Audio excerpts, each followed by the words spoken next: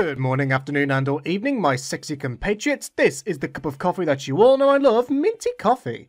Easily the most loved of the new weapons in the update, the thermal thruster shoots its way into the top tiers of Pyro's secondary arsenal, and absolutely gains the title of meta breaker in my eyes. Initially, I was very shaky of the idea of just giving Pyro more mobility. Doing this can easily just make Pyro a worse scout, not what we needed when he was already a worse heavy pre-update. However, seeing as how it's a brief vertical boost and not a constant flight ability, the jetpack does give Pyro some great verticality and works as an amazing roaming tool.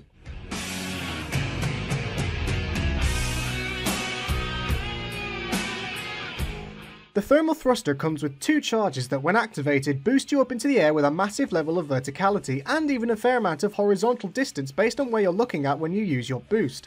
A good trick to remember is that crouch jumping at the same time you activate your boost will give you an even bigger vertical boost and allow for some crazy distances to be reached.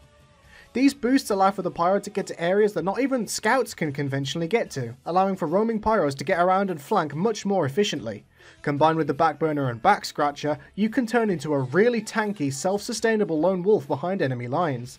The thruster becomes so good in this regard that it basically invalidates the detonator. The mobility it offers is nice, but the self-damage is not worth the far less verticality it gives, and the use of the thruster demands you use a strong primary anyway.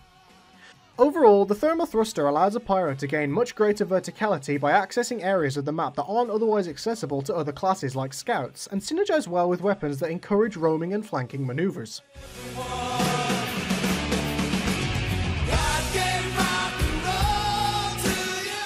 The big con to this thing is the hidden holster stat. The patch notes reveal that the jetpack has an unlisted 1.1 second holster time, which can really screw up bombing runs unless you're able to make a peak jump with enough time to switch to your primary before you land. However, with the removal of the man-tread style falling damage buff, it seems the use of bombing enemies with this thing has been all but discouraged. While this was listed as a pro, it can also work as a con if you aren't careful. Because the thruster effectively removes any capability of a damaging secondary, you are obligated to use a high damage primary to compensate. Using stock or degreaser simply won't get you very far.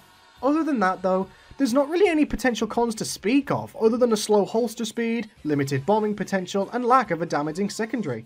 This weapon really does shine in that regard in making you a much stronger roamer. Ultimately, it's not a far cry to say that this weapon is absolutely amazing for the independent-minded Pyro who don't need no medic girlfriend to keep him alive. Combined with the Dragon's Fury or the Backburner, you can effectively become a brutal close-range force that can get the jump on enemies much easier. What do you think? Think the thruster has more cons than meets the eye? Do let me know. This has been the cup of coffee that you all know and love, and I shall see you next time, my sexy compatriots. Bye!